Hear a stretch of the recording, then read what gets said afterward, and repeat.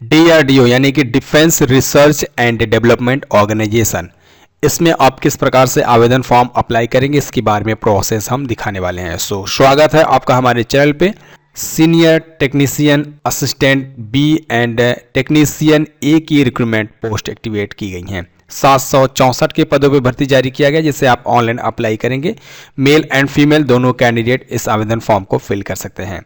आवेदन फॉर्म 8 दिसंबर से अप्लाई होना स्टार्ट हुआ। इसकी लास्ट डेट 8 जनवरी 2025 से। इसमें बीएससी या डिप्लोमा इंजीनियरिंग की क्वालिफिकेशन मांगी गई है। टेक्नीशियन ए में 10th प्लस ITI की क्वालिफिकेशन मांगा गया है। आवेदन फॉर्म फिल करने के लिए आपको इस वेबसाइट पर विजिट करना है। इसका लिंक हमने नीचे डिस्क्रिप्शन में दिया है। आपको नोटिफिकेशन डाउनलोड करना होगा। यहाँ पे क्लिक करके आप नोटिफिकेशन को डाउनलोड कर सकते हैं। आवेदन फॉर्म यहाँ से क्लिक करके अप्लाई करने का जो प्रोसेस है वो चेक कर सकते हैं। सबसे पहले हमें इसमें रजिस्ट्रेशन करना है। आप रजिस्ट्रेशन यहाँ पे भी क्लिक करके कर सकते हैं, चाहे तो यहाँ पे भी क्लिक करके कर सकते हैं। यहाँ से आप लॉगिन कर सकते हैं, चाहे तो आप यहाँ से भी क्लिक करके लॉगिन कर सकते हैं।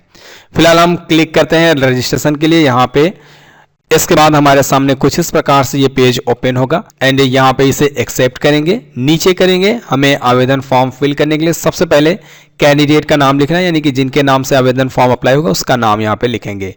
इसके बाद वही नाम हम यहाँ पे दोबारा से कंफर्म कर लेंगे। यहाँ पे मोबाइल नंबर लिखेंगे और वही मोबाइल नंबर दोबारा से यहाँ पे हम कंफर्म करेंगे। आपको 91 प्लस ये सब कुछ यूज नहीं करनी है, सिर्फ 10 अंक का मोबाइल नंबर लिखेंगे। आपके पास कोई वैकल्पिक यानी कि कोई इसके बाद एक्स्ट्रा मोबाइल नंबर है तो यहाँ पे आप लिख सकते हैं, नहीं तो आप इसे खाली छोड़ेंगे। इसके बाद यहाँ पे ईमेल आईडी लिखनी है और वही मेल आईडी यहाँ पे आप दोबारा से लिख लेंगे। आपको यहाँ पे एक बटन मिल जाती है जनरेट OTP का, इस पर हम क्लिक करते हैं। इसके बाद एक OTP मिल जाती है, यहाँ पे हम इसे लिखेंगे।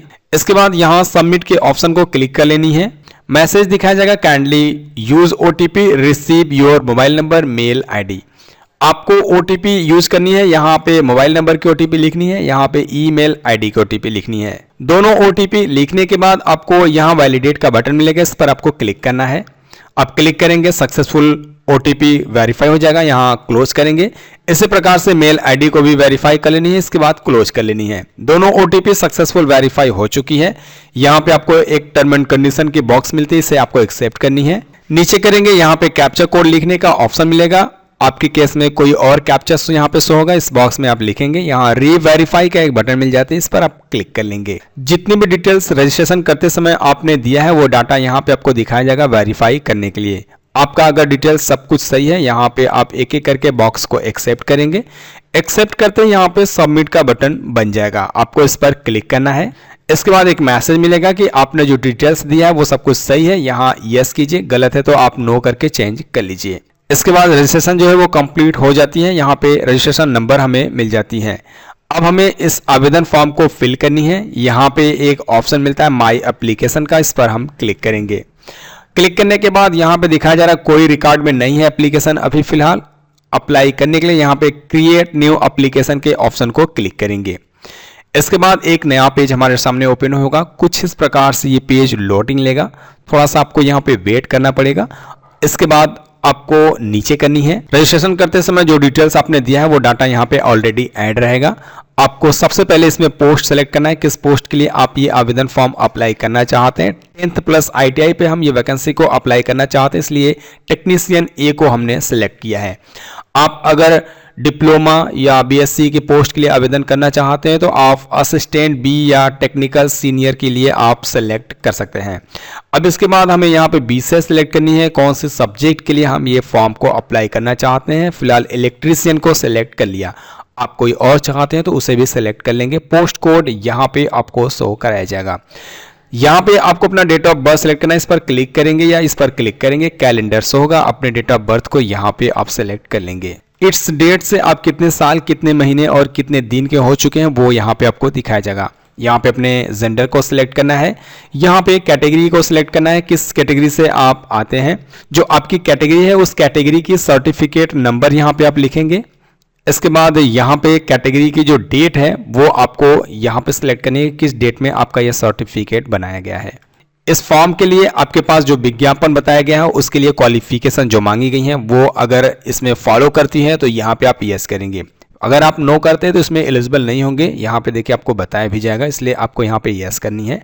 यदि आप टेक्नीशियन बी के लिए सिलेक्ट करके फॉर्म अप्लाई करेंगे और आप बीई या बीटेक कर रहे हैं या कर चुके हैं तो वो आप इसमें सिलेक्ट करेंगे। फिलहाल हम टेक्नीशियन ए के लिए सिलेक्ट किए हैं, इसलिए यहाँ पे हम नॉट अप्लीकेबल को सिलेक्ट कर सकते हैं।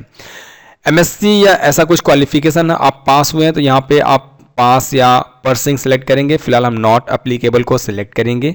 पीएचडी के लिए भी हम यहाँ पे नॉट अप्लीकेबल को सिलेक्ट करेंगे। आप अगर टेक्नीशियन बी के लिए अप्लाई करेंगे तब आप इसमें सिलेक्ट कर सकते हैं। शादीशुदा के दौरान अगर आपका तलाक हुआ है या कुछ ऐसा हुआ है तो यहाँ पे आप यस करेंगे, यदि नहीं हुआ है तो यहाँ पे आप नो करेंगे। ये फीमेल के लिए है, मेल के लिए नहीं है।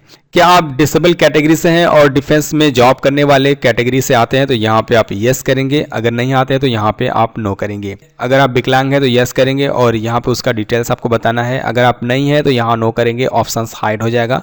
ई एक्स सर्विस मैन होते हैं तो यहाँ पे आप यस करेंगे और सर्विस की डिटेल्स यहाँ पे आपको प्रोवाइड करनी पड़ेगी। नहीं है तो यहाँ आप नो करेंगे। ये सभी ऑप्शंस आपके हाइड हो जाएंगे। अगर आप स्पोर्टमैन हैं या आप स्पोर्ट के कोई भी खिलाड़ी हैं तो यहाँ पे आप यस करेंगे और उसका डिटेल्स आपको यहाँ पे देना पड़ेगा। अगर आप कोई भी एम्प्लॉय हैं बैंकिंग में या किसी भी प्रकार के गवर्नमेंट एम्प्लॉय हैं तो यहाँ पे आप यस करेंगे और यहाँ पे आपको वो डिटेल्स बतानी है किस ऑर्गेनाइजेशन में आप जॉब करते हैं। अगर आप नहीं करते तो यहाँ नो करेंगे। यदि आप इन सभी डिपार्टमेंट में 3 साल के लिए जॉब किए हैं तो आपको यहाँ पे यस करना है और उसका डिटेल्स यहाँ पे आपको बताना है। अगर आप नहीं किए हैं तो नो करेंगे, ये ऑप्शंस हाइड हो जाएंगे। इसके बाद आपको सेव एंड नेक्स्ट के बटन को क्लिक करनी है। इसके बाद आपका डाटा सक्सेसफुल सेव हो जाएगा, यहाँ ओके करेंगे। नेक्स्ट ऑप्शन आपके सामने आ जाएगा। यहाँ पे अपने पिता का नाम लिखना है, यहाँ पे माता का नाम लिखना है। आपकी नेशनलिटी इंडियन रहेगा। अल्पसंख्यक यानी कि माइनॉरिटी कम्युनिटी से आते हैं तो यहाँ पे यस करेंगे और आपको यहाँ पे समुदाय बतानी है किस कैटेगरी से हैं आप। अगर आप नहीं आते हैं तो यहाँ नो कर सकते हैं। इसके बाद आपको आइडेंटिफिकेशन विजुअल मार्क बतानी है, यानी कि आपके बॉडी में कोई ऐसा पहचान है जिसके द्वारा आपको पहचाना जा सके, वो आप लिखेंगे। कोई पहचान नहीं है तो नो मार्क भी आप लिख सकते हैं। इसके बाद आपको आईडी प्रूफ अपलोड करनी है। यहाँ पे पहले आप आईडी प्रूफ सेलेक्ट करेंगे, कौन सी आपके पास आईडी है। उस आईडी का यहाँ पे सीरियल नंबर आपको लिखनी है। यहाँ पे बैंक नेम लिखनी है। बैंक में आपका नाम क्या है वो नाम यहाँ पे लिखेंगे। यहाँ पे नाम कंफर्म करनी है। यहाँ पे अकाउंट नंबर लिखनी है, वही अकाउंट नंबर यहाँ पे कंफर्म करनी है। आईएफएससी कोड लिखनी है और बैंक ब्रांच नेम लिखनी है। बैंक डिटेल्स जो आपसे मांगा जा रहा है, आप अगर एग्जाम में शामिल होते हैं तो आपकी जो वापसी पेमेंट है वो आपके खाते में रिफंड कर दिए जाएंगे। इसके लिए यहाँ पे आपको विवरण भी दी गई है नोट्स में कि अगर आप टायर फर्स्ट में एग्जाम के लिए अगर आप पहुँचते हैं तो आपकी वापसी जो रिटर्निंग आपका पेमेंट है आपके खाते में भेज दिया जाएगा। इसलिए आप अपने डिटेल्स को सही फिल कीजिएगा ताकि आसानी से आपका पेमेंट जो है आपके खाते में मिल जाए। अपने सभी डिटेल्स को लिखने के बाद आपको यहाँ सेव एंड नेक्स्ट के ऑप्शन को क्लिक करना है। आपका ये डाटा सक्सेसफुल सेव हो जाएगा, यहाँ ओके करेंगे। इसके बाद आपको अपना कंप्लीट एड्रेस फिल करनी है। अपने एड्रेस को लिखने के बाद अगर आप सेम एड्रेस पे रहेंगे तो आपको यहाँ पे यस करनी है। यस करते ही आपकी जो एड्रेस है यहाँ नीचे कॉपी होकर ऐड होगा। इसके बाद हम यहाँ सेव एंड नेक्स्ट के ऑप्शन को क्लिक करना है और यहाँ ओके के ऑप्शन को क्लिक करना है। इसके बाद क्वालिफिकेशन डिटेल्स आपको फिल करनी है। सबसे पहले हाई स्कूल की क्वालिफिकेशन ऐड करनी है। यहाँ पे बोर्ड का नाम आप लिखेंगे। इसके बाद आपके इंस्टीट्यूट या स्कूल का क्या नाम है वो लिखेंगे। विषय में आप जितनी भी हाई स्कूल में सब्जेक्ट है वो आप एक एक करके लिख सकते हैं। या तो आप ये क्वालिफिकेशन साइंस से की हैं या आर्ट साइंस से की हैं वो यहाँ पे लिख सकते हैं। आपका ये क्वालिफिकेशन परसेंटेज से पास हुए हैं या सीजीपीए से पास हुए हैं वो आप इसमें सेलेक्ट करेंगे। सीजीपीए के लिए आपको यहाँ पे परसेंटेज की डिटेल्स यहाँ पे ऑब्टेंड कितना मार्क है वो डिटेल्स मेंशन करनी है। परसेंटेज में आप यहाँ परसेंटेज सेलेक्ट करेंगे, कितना नंबर आप पाए हैं वो और कितने नंबर की होती है वो। यहाँ पे ऑटोमेटिक परसेंटेज ऐड हो जाएगा। किस साल में आप पास हुए हैं वो आप ईयर यहाँ पे सेलेक्ट कर लेंगे। इसके बाद सेकेंड क्वालिफिकेशन के लिए आईटीआई, एनटीसी या एनएससी या सर्टिफिकेट मिनिमम 1 ईयर जो भी क्वालिफिकेशन आपके पास है उसे आप सेलेक्ट करेंगे। यहाँ पर ट्रेड आपको सेलेक्ट करनी है। यहाँ पे इंस्टीट्यूट का नाम लिखेंगे। आप ये क्वालिफिकेशन परसेंटेज से पास हुए या सीजीपीए से वो आप यहाँ पे मेंशन करेंगे। जैसे हाई स्कूल की क्वालिफिकेशन आपने लिखा है, किस वर्ष में या किस ड्यूरेशन में आप पास हुए हैं। जैसे कि 2 साल की क्वालिफिकेशन होती है, 2 साल में हम ये क्वालिफिकेशन क्वालिफाइड किए हैं। अगर आपके पास इसके ज़्यादा कोई अतिरिक्त क्वालिफिकेशन है यहाँ पे आप यस करेंगे और यहाँ पे वो डिटेल्स आपको बतानी है कि कौन सी आपके पास एक्स्ट्रा क्वालिफिकेशन है। नहीं है तो यहाँ पे आप नो कर सकते हैं। यदि आप डीआरडीओ में अप्रेंटिसशिप वर्क जॉब करने वाले हैं या आप किए हैं तो यहाँ पे उसका डिटेल्स आपको बताना है। अगर आप नहीं किए तो यहाँ नो कर सकते हैं। नीचे करेंगे आपको यहाँ पे प्रेफरेंस ऐड करनी है। अपने हिसाब से आप इसमें कोई भी प्रेफरेंस को ऐड कर सकते हैं। सभी डिटेल्स को ऐड करने के बाद यहाँ पे आपको ऑप्शन मिलता है सेव एंड नेक्स्ट का, आपको इस पर क्लिक करना है। इसके बाद आपका डाटा सक्सेसफुल सेव हो जाएगा। यहाँ ओके के ऑप्शन को क्लिक करना है।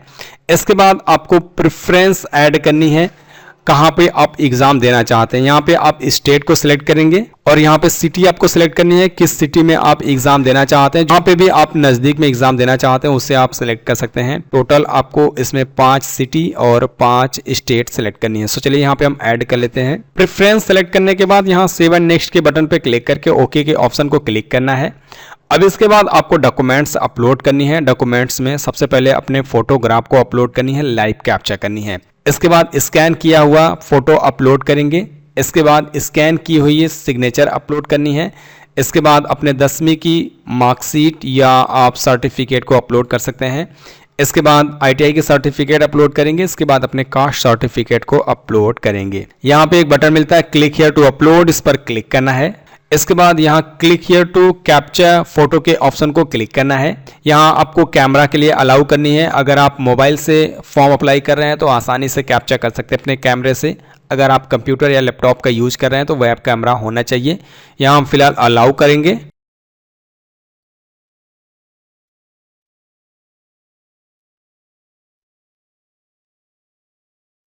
अलाउ करते ही फोटो कैप्चर करने के लिए ओपन हो जाएगा कैमरा। आपको फोटो कैप्चर करने के लिए फेस बिल्कुल क्लियर करनी है और क्लिक करना है, आपका फोटो कैप्चर हो जाएगा। कैप्चर होते ही यहाँ पे आपको मैसेज मिल जाएगा सक्सेसफुल अपलोड। अब यहाँ आपको क्लोज करनी है। आप यहाँ से व्यू करके भी चेक कर सकते हैं कि आपका फोटो किस प्रकार से शो हो रहा है। इसके बाद आपको अपना फोटोग्राफ अपलोड करनी है, यहाँ पे क्लिक करना है।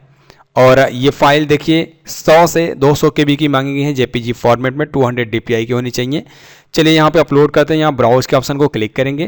देखिए फोटो यहाँ पे सक्सेसफुल ऐड हो चुकी है। यहाँ पे हम इसे क्लोज कर लेंगे। फोटो को आपको बिल्कुल प्रॉपर इसमें सही से ऐड करनी है और आपको रीसाइज करनी है, तभी आपका फोटो यहाँ पे ऐड होगा। अब इसके बाद यहाँ पे हम सिग्नेचर को भी अपलोड करते हैं। सभी फाइल को हम यहाँ पे ऐड कर लिए हैं। व्यू करके चेक करना होगा तो आप व्यू कर सकते हैं। अब इसके बाद नीचे करेंगे, कितना अमाउंट फी पेमेंट करना है वो यहाँ पे दिखाया जाएगा। यहाँ पे जो घोषणा पत्र इसे एक्सेप्ट करनी है। सभी को आपको एक एक करके बॉक्स को एक्सेप्ट कर लेनी है। यहाँ प्रीवियस का ऑप्शन मिलता है, इस पर हम क्लिक करेंगे। सभी इन्फॉर्मेशन डिटेल्स को आप यहाँ पे चेक करेंगे। आपकी जो डाटा है वो प्रीवियस दिखाया जाएगा। सभी ऑप्शन सही है, यहाँ ओके कीजिए। कोई भी ऑप्शन गलत होती है तो आप नीचे करिए और यहाँ पे बैक करके आप चेंज कर सकते हैं। सही है तो यहाँ सबमिट कीजिए। सबमिट करने के बाद आपको ऑटोमेटिक रीडायरेक्ट किया जाएगा पेमेंट करने के ऑप्शन पे। यहाँ पे आपको कई सारी ऑप्शंस मिल जाएंगी पेमेंट करने के लिए। जिस भी ऑप्शंस के द्वारा आप पेमेंट करना चाहते हैं उस ऑप्शन के द्वारा आप पेमेंट को कंप्लीट कर सकते हैं। सो गाइस, ये एक फॉर्म नमूने के तौर पे हम आपको फिल करके दिखा रहे थे। फॉर्म को कंप्लीट करने के लिए अपने एप्लीकेशन फॉर्म का जो फ़ी है वो पेमेंट करेंगे। इसके बाद प्रिंट आउट लेकर आप सेव कर लेंगे। सो आई होप कि गाइस आपको ये जानकारी अच्छी लगी होगी। वीडियो पसंद है तो लाइक कीजिएगा, शेयर कीजिएगा। कोई सवाल होता है तो कमेंट कीजिएगा। मिलते हैं आपसे अगली वीडियो में। गाइस बाय बाय, जय हिंद।